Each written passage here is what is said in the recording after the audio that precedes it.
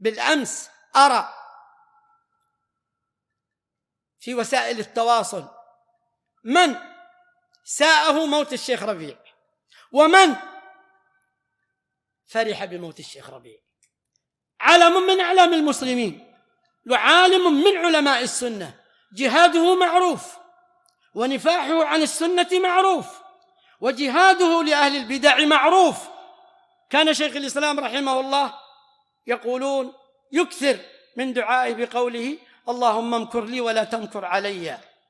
قالوا وما ذلك إلا لكثرة خصومه الذين لا يستطيع أن يحيط بهم، فكان يدعو ربه بهذا الدعاء. هكذا الشيخ ربيع.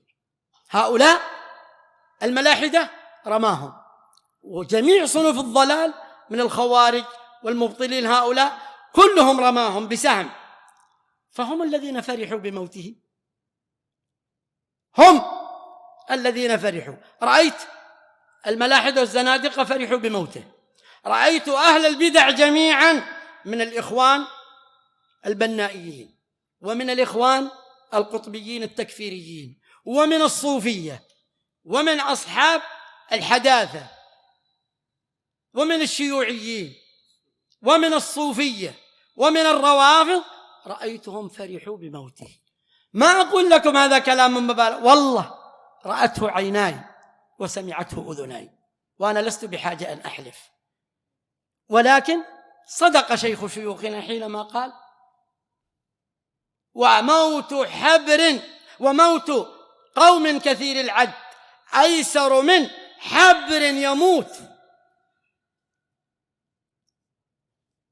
حبر واحد يموت هذا أعظم من موت قوم كثير العد. وللشياطين أفراح بموتهم تالله لو علموا حقا لما فرحوا. ليش؟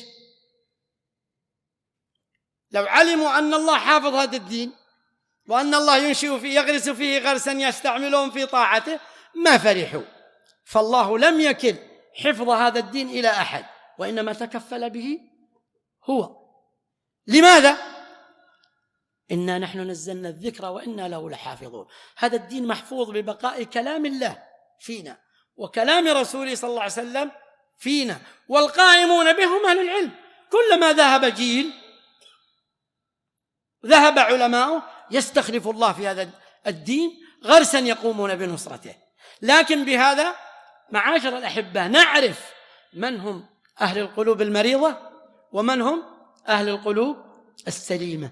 فالسليمة يأسون ويتأسفون على موت العالم، ولكن لا يقولون إلا ما يرضي الرب، إنا لله وإنا إليه راجعون، اللهم أجرنا في مصيبتنا واخلفنا خيرا منها، فيخلف الله عليهم. أهل الباطل بنظرهم القاصر هذا موقفهم، ولكن الله يخيب آمالهم. لماذا؟ لأن هؤلاء هم الرجوم الذين كانوا يرجمونهم، كما أن نجم السماء رجوم لمسترق السمع. هم الرجوم بحق كل مسترق سمعا كشهب السماء أعظم بشهبهم، لأنها لكلا الجنسين صائبة شيطان جن وإنس دون بعضهم. شهب السماء لمن؟ للشياطين، شياطين الجن مسترق السمع. أما شهب العلماء فللاثنين، يحرقون شياطين الإنس وشياطين الجن. فلأن هؤلاء هم القائمون بذلك يفرح أهل الباطل بموتهم. ولكن نقول لهم هوينكم، إن مات الشيخ ربيع ففي هذه الأمة الربيع باق، أهل العلم باقون ولله الحمد، يسر بهم أهل السنة ويغاض بهم أهل البدعة. والشيخ ربيع إن مات فأهل العلم باقون قائمون لله تبارك وتعالى، ولن تصلوا أيها الضلال إلى ما تريدون الوصول إليه. واعلموا أن السنة منصورة، واعلموا أن الله جل وعلا قد كشف لنا من أنتم. فلا يفرح بموت أهل السنة إلا أهل الضلال والبدع. فأنتم إذا رأيتم في هذه المواقع لا تجدون إلا أهل الضلال والبدع الذين فرحوا بموته البارحة. أما أهل الإسلام والإيمان فلا والله لا يفرحون بموته ولا بموت عالم من علماء المسلمين، لأن هذا نقص من أطراف الأرض.